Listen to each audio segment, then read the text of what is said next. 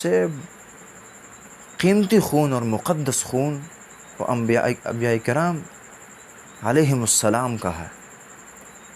اور اس کے بعد اس دھرتی پر سب سے مقدس خون جو ہے وہ انبیاء کے وارثوں علماء ربانیین کا۔ اور یقین کیجئے اور مانیے اس بات کو کہ وہ قوم کبھی فلاح نہ پا سکی۔ تاریخ اس بات پر شاہد ہے کہ جو علماء ربانیین کا خون بہانے والی قوم ہو اور ان کے تقدس کا خیال نہ رکھتی، وہ قوم، وہ ملت، وہ فرد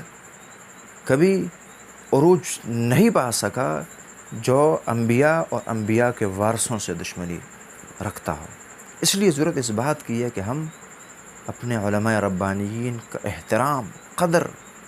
اور اسی طرح ان کے خون کو انتہائی برگزیدہ